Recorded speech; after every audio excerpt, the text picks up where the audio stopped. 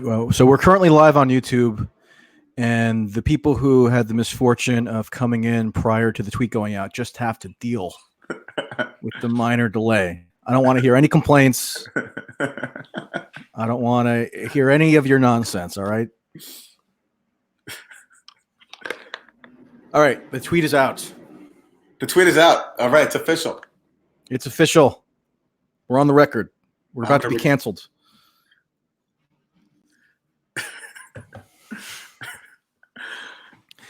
All right, Aaron, let's begin here. Okay, so the walls are closing in. So I hear, yeah, the walls are closing in once again. The walls were closing in for a while. They stopped. They took a pause. The walls closed in, then they got a little farther apart. So we have like a omnidirectional movement of the wall here. So we have an oddly shaped house where it can shrink and then expand on any given week. But today it really seems like the walls are closing in. So are they? Well, I don't think so. I do think we should maybe acknowledge there is, although I think you would probably agree, Michael, there's a lot of continuity with Russiagate here. You've pointed out that what's going on is pretty much an extension of it. But the one difference this time is that we can actually point to something that Trump does here that is, at minimum, inappropriate, and possibly even worse, depending on what else was going on behind the scenes, where, you know, he is raising Joe Biden and he is alluding to enrolling the Ukrainian president in an investigation of Joe Biden right after the Ukrainian president asked about military aid, you know, and I think that's inappropriate. I don't think Trump, the president, should be talking about a political rival and in this way with a foreign leader and trying to enroll that foreign leader in an investigation of that political rival. Now, yeah. Sure, but okay, I would agree that it's, at least given what we know now, given the transcript that was released today, that aspect I think could be fairly described as inappropriate, but Trump does about 10,000 inappropriate things every single day. So the idea that this is automatically going to be exalted into high crime and misdemeanor status, I don't know that that makes a whole lot of sense. That's what we're dealing with right now, right? It's not just a matter of whether you think that this particular comment might have been inappropriate. It's whether it actually merits a months-long impeachment process that's going to consume national attention. And on top of that, although there is some difference here between the preceding Mueller and Russia issues, is going to necessarily entail, no matter what the Democrats are saying now, it's going to necessarily entail the revival of a variety of issues that are under the banner of the Mueller investigation. Because the only reason why this has such purchase now is because there is continuity that you can ascertain between the Ukraine phone call episode and everything that preceded it. Democrats have been explicit in drawing that connection. So I think if you reduce the entire question to was it inappropriate, that is way too narrow of a framework. Yeah, it was inappropriate, but what does Trump do that's not inappropriate? You know? Yeah. Well, this is where I agree with you exactly. I was just trying to offer a concession and mark and acknowledge what I think is a distinction from Russiagate, where Russiagate is based on a concoction, this idea of collusion between Trump and the Russian government, where there's actually nothing there. As I pointed out many times, you can't even find someone speaking on Trump's behalf, speaking with someone on the Kremlin's behalf, except for the Russian ambassador and a Kremlin assistant who told Michael Cohen that, sorry, we can't help you build Trump Tower in Moscow, which illustrates just how thin this whole conspiracy theory was. But in this case, you know, you have the distinction where, yes, Trump actually does something inappropriate here. And what I think is that it's worthy of censure. I think you can pass a resolution in Congress saying, you know, you can't be enrolling foreign leaders in investigation of a political rival, and that's inappropriate.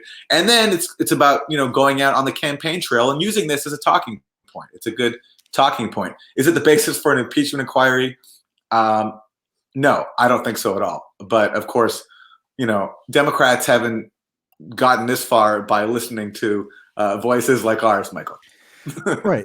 So, you know, one way to think about this is because Democrats are now saying, or there was a Politico article today that I think you saw about how at least the Democratic leadership in the House is considering whether to draw a bright line around this episode and just toss aside, I guess, everything that they've been fixating on for 2.5, 3 years. Yeah. Yeah. So Mueller's out, Stormy Daniels is out, emoluments is out, all that. And not that those all necessarily rise to the same level of severity. I would put Mueller at the bottom of that list, whereas emoluments, I think it's sort of a, it's at least there's some merit there. I don't know that the legal theory that people have been using to say that emoluments is necessarily impeachable is correct, but there's some substance to that allegation. Yeah. But what they're essentially doing is they're saying that we want to hone in on this one particular issue because it has the public attention right now. And we feel as though impeaching on that basis would be easily understandable by the public who had previously been a little confused, or maybe they didn't understand the Democratic messaging on Russia Mueller. And I think you have to, I mean, put it this way. One reason why I kind of insist that you can't separate this Ukraine phone call and the preceding Russia issues is because, let's say theoretically, and I know this is a bogus hypothetical, but let's just say that Trump had the exact same conversation or something akin to the conversation he had with the Ukraine president with, I don't know, the president of Angola or the prime minister of New Zealand. Does anybody think that would have the same cachet? No, there's a Russia dimension inherent to Trump dealing with Ukraine in this manner, because what was supposedly withheld, or the subject of the quid pro quo, that doesn't seem to have been borne out, but what people are calling a quid pro quo is military aid to Ukraine, which Democrats say withholding is this egregious affront because it's being used to, quote, fend off Russian aggression. Yeah, exactly. And therefore, if you're withholding military aid to Ukraine, one theory is that you would do that if you're compromised by Putin, right? Because you want to surreptitiously assist Putin. So that this all kind of coalesces into the same sort of constellation of innuendos and insinuations that drove the whole Russia narrative. I just think that the fact that this is Ukraine is not some random happenstance. It's absolutely integral to why they are now using it to proceed with impeachment, because it sprouts from, or it grows from, all the narrative underpinnings that Mueller already laid, and which got some traction for impeachment on its own. More than half of the House Democratic caucus and pretty much every presidential candidate had already declared their support for impeachment solely on the grounds of Mueller. So that was already the foundation, and now this is just sort of the top of the pyramid, so to say. I mean, this is the spark that gives everything else light. So you're going to have a revival of all that came before, I think. I think you're right. And to underscore your point, if you caught the remarks of Adam Schiff today, I happened to watch his. Oh, darn, I missed them. Them. What did I miss? It was basically, it was all about this talking point you raised about Trump hurt Ukraine's ability to fight Russian aggression. And that was this egregious sin on his part. Never mind a few things. First of all, that the reason the U.S. was providing this military aid to begin with is because Trump came into office and he reversed the Obama position of not giving the aid. Obama rejected it. I think because there were some reports saying that Obama talked about not wanting to further inflame the proxy war in Ukraine that he basically helped start, because the U.S. engineered or helped back a coup in Ukraine, kicked out Yanukovych, who was flirting with Russia a little bit. This idea that Yanukovych was pro-Russian is overblown. But anyway, that's another story. And Obama, after doing that, he had the opportunity to send arms to help Ukraine fight the Russian-backed forces in a conflict that Obama had helped start, and Obama didn't want to do it. I think rightfully recognizing this was a hopeless proxy war, and also that there are neo-Nazis and white supremacists embedded inside the Ukrainian armed forces. And so Obama resisted it. Trump comes into office, and he reversed that policy and sent this military aid. And then at a certain point, yes, recently, he froze the aid, but In terms of what exactly got frozen, it's unclear. I don't think that the delivery of the Javelin missiles, which is the most critical and most lethal of the aid, that was ever halted. And Adam Schiff talked about that today, about how that was egregious. So it's again, this is totally being viewed from that militarist, jingoistic New Cold War mindset, and it's a fruit from a poison tree. And the fact is also, look, let's agree that what Trump said was inappropriate, but that doesn't take away from the fact that there is something there when it comes to Biden and Ukraine. You've pointed out that the fact that Hunter Biden, Biden's son, getting $50,000 on a Ukrainian gas company's board of directors, a $50,000 gig per month on a Ukrainian gas company's board of directors. Per month is the operative qualifier there. Per month. Yeah. After even $50,000 overall would be a little weird, but no. Per month. And Hunter Biden had no previous experience in Ukraine, so why would an energy company want to put him on their board unless his last name was the same one as the vice president? And this is as his father is spearheading, is overseeing his administration's Ukraine policy. And Hunter Biden also had no experience in gas, not even Ukraine, but gas and energy itself. So, I mean, that is worth looking at. And all this also ignores that, look, there is something legitimate to look at in terms of Ukraine's role in 2016. Yeah. If you go back, and by the way, just to interrupt really quickly, read the transcript. That's initially, at least, what Trump brought up in the phone call. Yeah. So he was saying, and you pointed this out today. I know we're referencing what one another have pointed out, but you did. But you're one of the only people who would point something like this out. So everybody who wants to maintain sanity has to rely on you to some degree. And I would hope me, but maybe not to the extent that they do you. Oh, you too, Michael. Okay, I appreciate that very much. You've warmed my heart. But in the transcript, Trump is not, at least initially, asking Ukraine to do anything related to its own investigative activity. Like he's not saying that Ukraine needs to initiate its own investigation on anything. He is saying that Zelensky should assist in the investigation undertaken by Bill Barr that's still ongoing about the origins of the Russia probe. And if you believe that there's any veracity at all to that investigation, which I do, irrespective of your feelings on Bill Barr personally, then that you think would by necessity include some component of cooperation on the part of Ukraine, because there are a whole host of outstanding issues related to Ukrainian machinations during the 2016 time period that if it were to be gotten to the bottom of, you'd have to get, I think, information that might well be in the purview of the Russian president. So that request on its own, I don't think represents anything untoward necessarily, unless it involves some kind of coercion or pressure or whatever.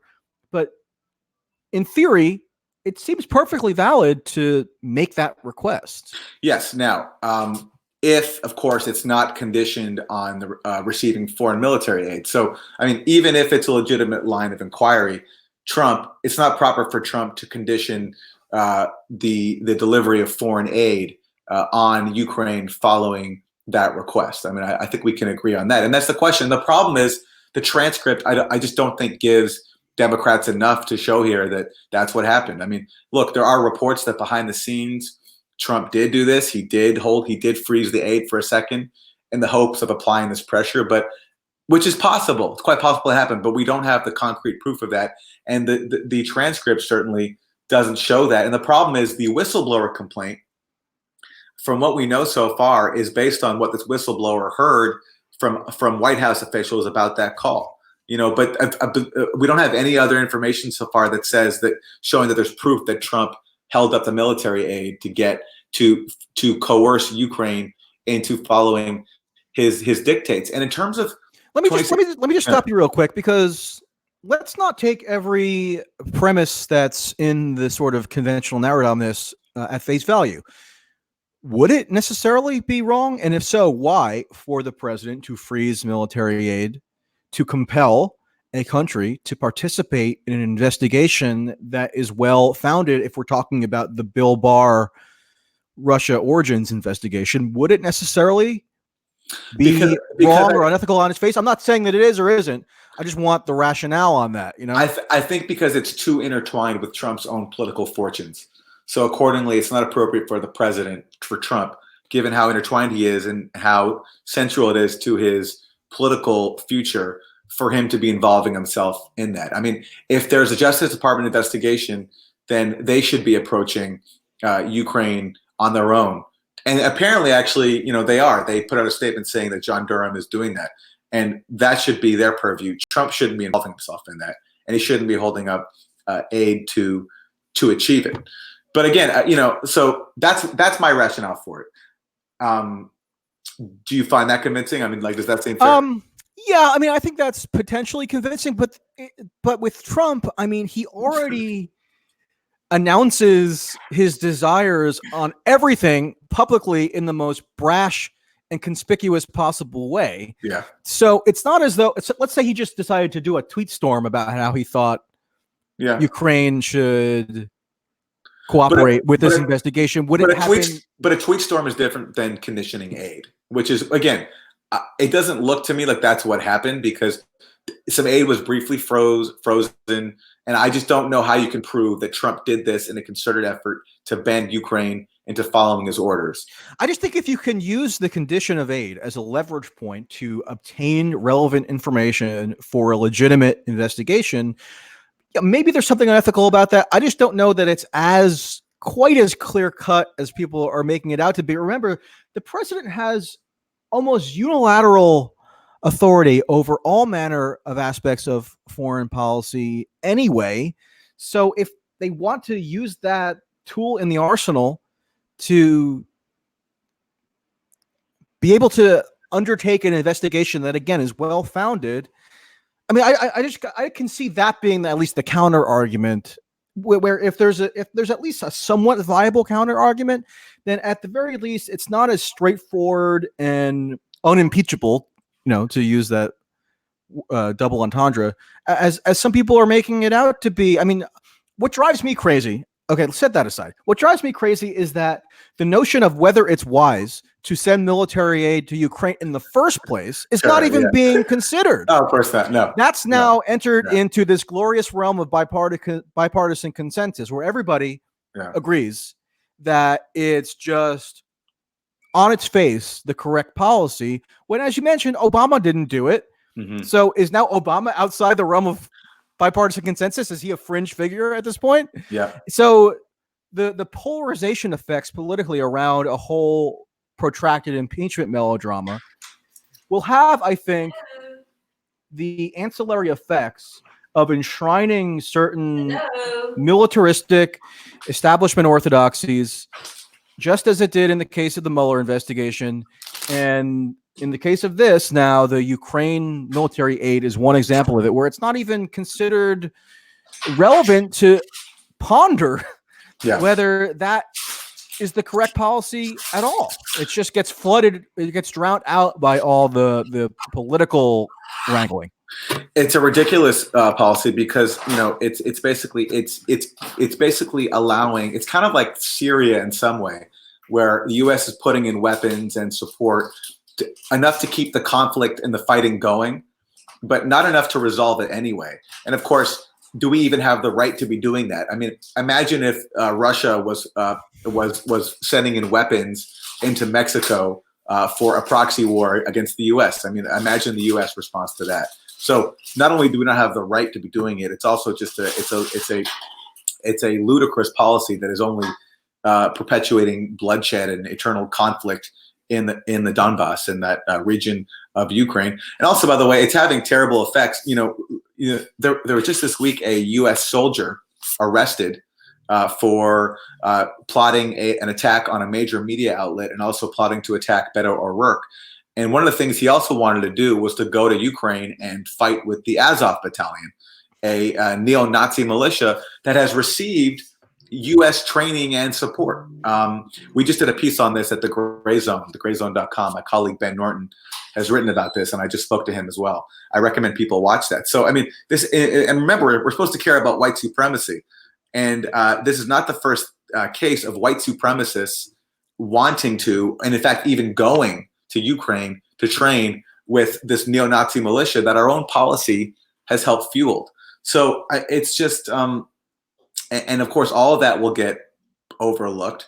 And going back to Ukraine's role in 2016, which is legitimate, it's also important to realize, because it's going to undermine Democrats' argument and their ability to hold Trump accountable for accepting foreign help, supposedly, because they accepted foreign help from Ukraine. Ukraine actually meddled in the 2016 election in a consequential way. We can actually prove it, unlike the case of Russia.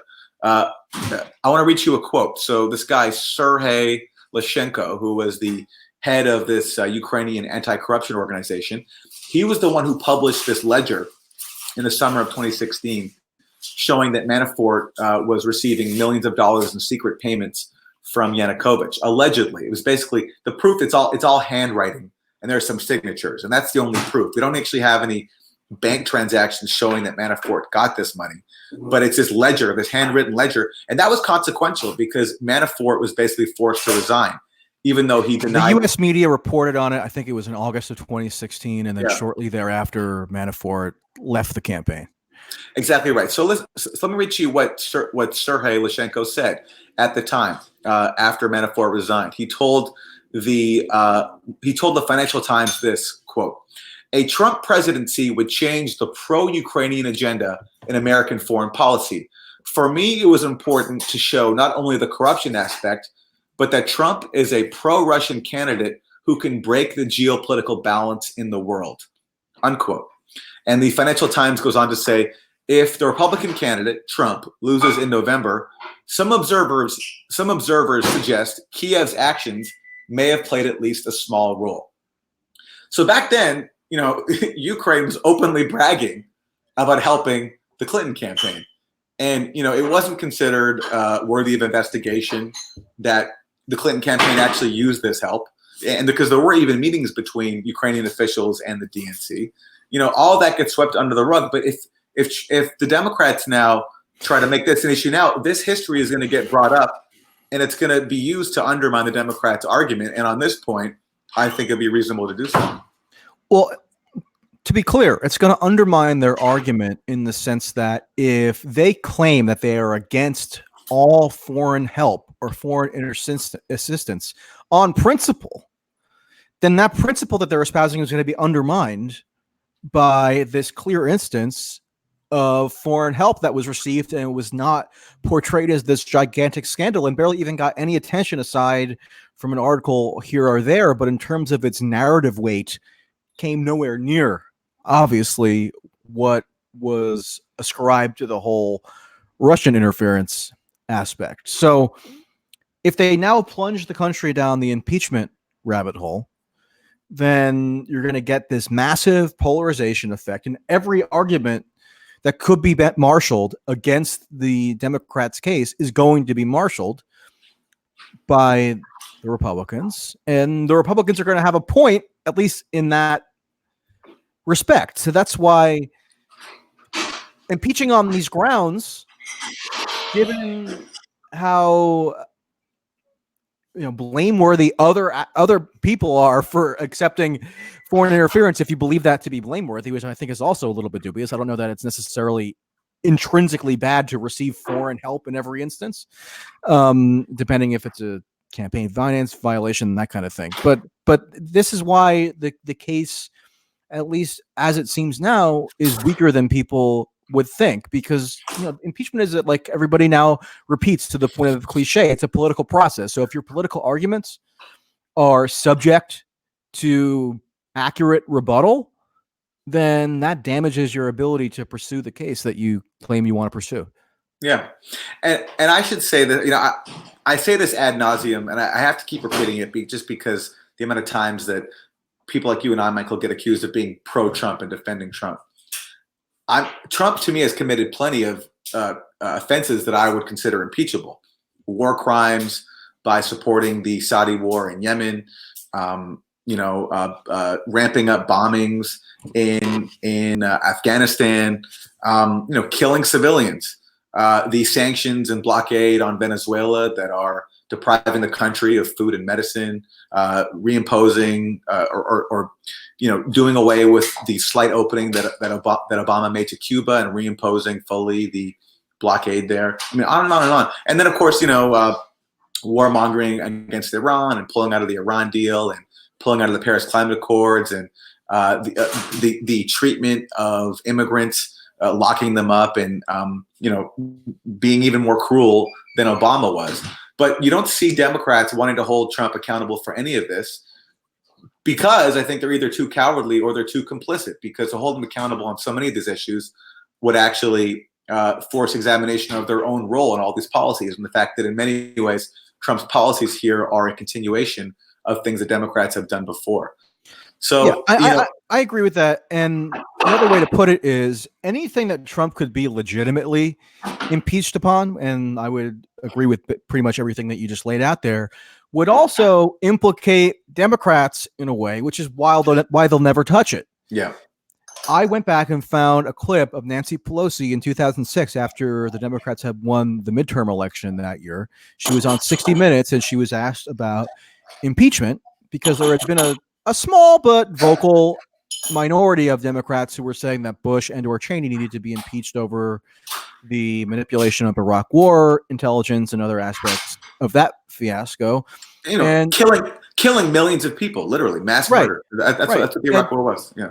And Nancy Pelosi said that impeachment on the basis of the Iraq war would be a, quote, waste of time. Yeah. So that's why when I see this quick coalescence of mainstream liberal opinion around impeachment as the only ethical choice, I'm automatically going to be suspicious, because I know they'd never dream of impeaching because of war crimes, because of mass illegal surveillance, because of foreign coup attempts, assassinations, the whole gamut. So I just don't accept that getting on board with this, what is now essentially conventional wisdom in the Democratic Party and much of the media, is automatically either the progressive position or the anti-Trump position. I think that whenever you see conventional wisdom kind of crystallize as quickly as it has, you have to look for logical holes in the way that it has sort of gained steam so quickly. And that's what I'm going to do. And if people then want to accuse me of being pro-Trump when I criticize Trump day after day on everything, I mean, I'm so sick of now repeating this self-defense. It's almost like a joke. I know. But I continue to think that in the absence of something that is truly egregious and could galvanize real support for impeachment that spans different factions in the populace, impeachment just does not. It seems like impeachment seems like this institutional remedy that people in positions of power think that they are now in a position to wield against Trump, that doesn't actually do anything to address the real harms that Trump poses. And exactly because the harm that Trump has allegedly done here was towards another faction of institutional power. So you're allowed to cause misery and death around the world, and even threaten, mass extinction with your policies. Ramping up the nuclear arms race, pulling out of the Paris Climate Accord. You can do that, but if you go after one faction of the elite, which is in this case is Joe Biden, then now you're in trouble. It goes back to Watergate. Nixon was impeached for something that, on the scale of his crimes, is just was like minor. this is the guy who bombed Cambodia. Yeah. Was not impeached for bombing Cambodia out of nowhere without any approval, but they got him on a technicality for a cover-up of a break-in, essentially. And who was that break-in targeted? Who was that break-in against? Not against the DNC. It was the DNC. So another faction of the elite. So this is and it speaks to how identified all these resistance types, at MSNBC and elsewhere are. They're so identified with the Democratic Party leadership that it's it's them who has to be protected. The harm to the world is sort of it's incidental. Trump can do that. That's business as usual. But here you have the appearance, not even the actual direct proof of Trump doing something untoward with the aim of hurting Joe Biden. But you have him saying something, again, it's not totally clear from the It's transcript. gullible, just like essentially everything he ever says. Yeah. It's not like whenever Trump speaks, it's a very cogent and rigorously logical explication of his views. He seems like he's just kind of spitballing on the phone about stuff that's on his mind, and whether you can actually characterize that as an official imposition of pressure. To extract something is dubious. I know that people say that that's how Trump always operates. Michael Cohen said Trump would never make an explicit demand. It's always kind of implied, which I think is probably true to some extent. But if we're talking about impeachability, wouldn't you think you have to have something a little more tangible than just like Trump was riffing for the 8 millionth time and it just happened to be on the phone with the president of Ukraine? Exactly. And this is where political expediency and political thinking and strategizing plays in, because how is this going to look to people in the swing states, to people who either didn't vote or who voted for Trump or who voted for Hillary but are now reconsidering or something? How is this going to look to them? You have Democrats who are apoplectic about this like vague thing that is all about Joe Biden, when really they're not talking about, again, building an alternative political program that can seriously challenge Trump and help people's lives. They're not challenging Trump on all the things that hurt people. And they're trying to impeach him on this kind of sketchy thing that, again, is based on Trump going after another faction of the elite. It will reinforce in people this idea that Democrats are these coastal liberals who are out of touch with everyday concerns and only concerned about affronts to themselves and to their status. And I just don't think it's going to fly. I think that same impression helped drive a lot of people towards Trump in 2016, because he painted himself as being, the anti-establishment candidate. And I think that this will help reinforce that. Now, of course, is Trump actually anti-establishment? Of course he's not. But, I think we have to factor in that there's the impression out there that he successfully conned enough people into believing that he was. And I think we should be mindful of not supporting things that reinforce that impression. Yeah, you and I have discussed this in the past. I don't know that, given how uncharted of territory that an impeachment on these grounds would be, and given how small the sample size is for prior impeachments that could give us insight into how this would all pan out politically, I don't know that you could really handicap what like the electoral implications would be. I think Trump is a weak incumbent, so any Democrat would have a reasonably good chance of beating him. And you could make an argument conceivably that if the House were to impeach and the Senate were to acquit, that would energize the Democratic base to say, okay, now we need to hold Trump accountable by the only mechanism available, which is voting him out of office. So I don't know. I mean, I don't think that anybody can really prejudge what the political implications would be. Even if I don't think that impeachment itself is merited, I'm not going to foreclose the possibility that it could have political effects that are damaging to Trump. I think that we have to have some humility about that. But I think one thing you can probably pronounce on right now is just kind of observe what this is going to do to political discourse writ large. That doesn't involve prognostication about elections that are going to happen in over a year. It involves what people are saying now, which is that you have Nancy Pelosi going before the nation yesterday and saying that Trump betrayed the nation. You have people like Kamala Harris, who was on MSNBC last night saying that Trump is the least patriotic president in all of American history. Yeah. And you have pretty much every Democrat who now supports impeachment, who had either been on the fence before or maybe even opposed, saying that they now support it because it's a matter of national security. Yeah. So that's now the rhetoric that they're indulging in. And does anybody think that a rhetoric dominated by everything I just laid out there is going to allow for the flourishment of all kinds of novel political ideas, and everybody's going to have this open debate? It's going to be very logical and grounded in reality about how to deal with Trump and deal with every other aspect of American political life now. No, it's going to narrow the range of acceptable or permissible political discourse, just like the Russia thing did. And anybody who deviates or departs is going to be accused of not doing what's in the interest of national security. or maybe even excusing a quote betrayal of the country, the Democrats are going to now lapse back into this quasi-jingoistic rhetoric that no non-Democrat is ever going to take seriously, because this idea that you're going to prove yourself to be more patriotic or that you love America more than Trump. Yeah. I'm sure the guy out in Ohio or something is really going to be persuaded by that. By Adam Schiff going on MSNBC and saying, I love America more than Donald Trump. Yeah. And by the way, that was already tried in 2016, where Hillary was the sort of national security candidate. We had all these Republicans coming out to endorse her. Bill Kristol, there are all these letters from neocons, praising Hillary Clinton. And look what happened. I mean, voters didn't care about that. And in fact, in communities, there was a study that showed that in communities where rates of military sacrifice was highest, where communities that had the most casualties from fighting in foreign wars, Trump's support there was a correlation between military sacrifice and support for Trump, because Trump was seen as the anti-interventionist candidate, falsely, but that's how he portrayed himself. And he took advantage of that because, people who bear the brunt of wars rejected that in 2016.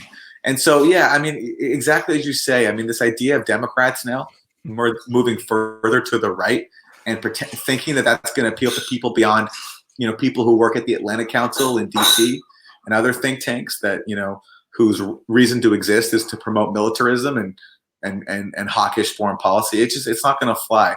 And I'm personally, it's like we're watching, Michael, so many of our colleagues and people we know get, I think, led or duped into going along with that and not fully seeing what they're being enrolled in supporting. I mean, do you want to specify any colleagues who you feel have been most egregiously duped, or is this sort of like a general? But I just want to underscore the point that this all derives from the same poison tree. Russiagate was an attempt by the neoliberal elite to deflect responsibility from their loss. There wasn't only that, but in terms of their interest in perpetuating it, that was a huge thing, because what should have happened after 2016 was a serious reckoning with the neoliberal wing of the party and the fact that they lost to Donald Trump, and the fact that their policies had been rejected and their legacy had been rejected. They refused to do that and instead came up with this excuse that it was Russia's fault and that Donald Trump might have been complicit in that. And in the process, that fueled this drive to the right that we've been talking about, where Democrats became the party of national security and Trump was soft on Russia. And that leads us into this Ukraine gate thing today, where Trump is now withholding military aid that's undermining our national security. And it's all from the same poison tree. And it might be, look, there are plenty of people who think that impeachment is great, I think there is a basis on certain grounds for impeachment, but those are not the grounds that are being pursued here. The grounds that are being pursued here are revolve from the hollowness of Russiagate. And I just think it's really self-defeating. And remember what also was a core tenet of Russiagate. It wasn't just that they were trying to deflect responsibility for a shocking electoral outcome that had bearing on their own personal failures, going back years or decades or maybe even longer, arguably. But it was that they use the mechanisms of the national security state to advance their goals, to hold Trump to account by accusing him of somehow being perilous to national security.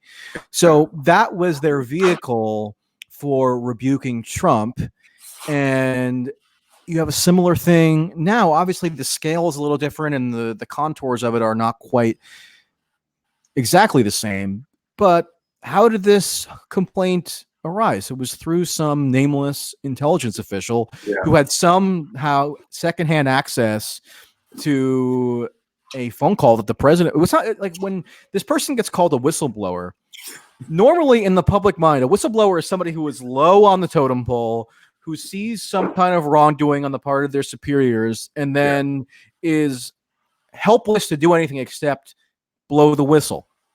But if you're somebody who is privy to high-level conversations between the president and a foreign leader, you're probably not some kind of entry-level, schlub who would be the kind of prototypical whistleblower in other circumstances. So I almost think whistleblower imbues a certain level of virtue to whoever this individual was that isn't quite earned at this point, even if they have gone through the whistleblowing procedure. I think people automatically assume that a whistleblower must have pure motives, and I don't think that's necessarily established yet. Just like it wasn't established that the security state officials who moved against Trump, you know, the whole roster of people, Clapper, Comey, McCabe, etc., just as they, even though they could be characterized as blowing the whistle in a sense against Trump, it didn't mean that their motives were necessarily pure and public spirited. Right. So now you have like a similar situation now that isn't as all encompassing, obviously, as Russiagate was, because that went on for years and we still have sort of the aftershocks of it now, this being one of them. But it's a similar mentality because somebody has where somebody within the security state apparatus is moving against Trump, they automatically accrue the sheen of valor without, I think, adequate scrutiny of what their precise motivations were, or whether what they're portraying as misconduct holds up to again, scrutiny. I think it's such a good point, and I think it derives from a refusal to be an actual opposition party. To be an actual real opposition party would mean presenting a real alternative to Trump, and that means standing up to corporate power, which Trump is totally in lockstep with.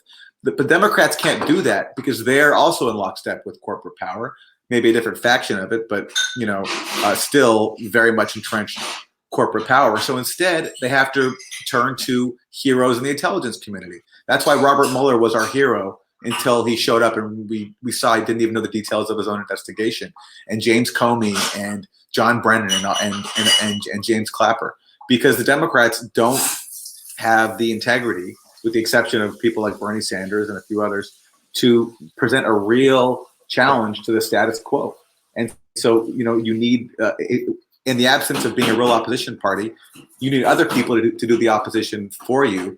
And intelligence officials were perfect for that. And look, just to get to the point about this official not being maybe not being a whistleblower. I mean, look, in the OLC memo that came out today, in which they evaluated whether or not to send this to Congress and all that, they write this, quote, "The complainant alleged that he or she had heard reports from White House officials that in the course of a routine diplomatic communication between the president and a foreign leader, the president had made statements that the complainant viewed as seeking to pressure that leader to take an official action to help the president's 2020 re-election campaign."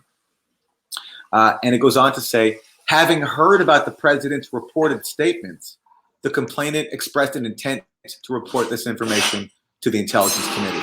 So again, if this is correct, then the complainant, aka the whistleblower, is describing what he or she heard from other people. So it's totally hearsay. It's not even clear that they even saw the transcript that we saw today. So it's possible that we today, the public, have more information than even the complainant had. And this is what we're going to put our. And the complainant supposedly alleged that there was this pattern of behavior that went beyond the single phone call. And if the phone call was simply relayed to him or her by somebody who may or may not have had direct access to it, how can you then have confidence that whatever pattern they're trying to establish is well-founded, right? Yeah. You're relying on the characterizations of somebody who we don't know who it is. I mean, again, whistleblowers in general deserve protection if they're actually reporting egregious misconduct and would be subject to penalty because of it. But in this case, it's a little, I would think, in a different category, because especially if we're dealing with impeachment, we need to have a better grasp on what exactly this whistleblower is alleging happened, and that would entail ascertaining their identity and their motives, right? So, but you brought up Bernie, and I want to make a point about that, and this would be directed, I think, at some of the progressives who are now all on board with this narrative and start saying that impeachment is the only progressive option at this point, including Bernie himself, who is now reiterated his call for it. He wasn't as vigorous as, say, Elizabeth Warren was initially, with respect to the Mueller report, he was sort of like dragged into it. Exactly. He's trying to be a serious candidate. He's trying to spend his time being actually a serious candidate and going out trying to convince people to vote for him based on his policies. Right. But the question I would pose, and again, we can't forecast the future, and this is a little bit of a prognostication, but nonetheless, we're in the middle of a presidential election cycle for the Democratic nomination, and it's worth asking, is a political climate that is dominated by impeachment, which it now will be for months, including at the crescendo, probably, of the Democratic primary race. Say this thing stretches out. So if you look at the timeline of the impeachment of Bill Clinton, I think it was the articles were drafted in September, October, and then the acquittal vote in the Senate didn't take place till February. And February is when the first primaries and caucuses take place. So if the timeline here is roughly similar to what happened in 98, which it may not be, there are different circumstances, but let's just posit that for the sake of argument. Do we really think that a political climate dominated by impeachment, with all the polarization that entails, with all the ostracization that would probably entail of people who present dissenting views on any aspect of this, whether it has to do with the militaristic or hawkish premises embedded in the argument for impeachment that Democrats are using, the whole national security pretext, the idea that Trump is not patriotic, all that's going to be a dominant theme in American politics as we're also in the midst of this campaign cycle. Does anybody think that is conducive to somebody like Bernie rising in the polls? Would Bernie ideally choose to be enmeshed in a political dialogue that is all about these kind of procedural issues around what are the articles of impeachment going to look like? What statutes are we going to allege are violated? What's going to be referred to what committee, right? I don't think that that's necessarily ideal for Bernie, and I've actually been making that argument for months. Whereas in the case of Warren, she's a Harvard law professor for impeachment after the Mueller report right away, and that eventually became the default position in the Democratic Party. So it was actually shrewd maneuvering on her part politically, and now she's ahead of Bernie in many of the polls. She's ahead of Biden in some polls. People are kind of assuming that she's the front runner. She's ahead of all of the betting markets. I just want people to think about whether this climate now that has been foisted upon us by this, what I think is a premature rush by the House Democrats and many Democratic influencers. I mean, I saw they even trotted out Al Gore to say he supported impeachment. Is that something that you think is going to be a benefit to the progressive option, at least if we're talking about the top couple of candidates? Might want to ponder that one. Yeah, no, I mean, look, this last thing I'll say because I got to go. Anything rooted in this militaristic, institutional, legalistic, obsessed type of scandal like this, the same way Russiagate was, is not conducive to Bernie because, it distracts from, again, presenting the American people with a viable alternative political program to Trump and the Republicans. And it becomes all about all the same kind of legal arguments we saw when it came to Russiagate. And that's why, there's on TV, the analysts are not people talking about, worker rights and healthcare. It's all legal analysts and former national security state officials. That's not Bernie's purview. And again, to me, there was something conscious there. The obvious choice for Democrats after 2016, I think, was to become the party of Bernie, because Trump won by painting himself as the working class candidate, as the anti-establishment candidate. The Democrats actually had a real anti-establishment working class candidate.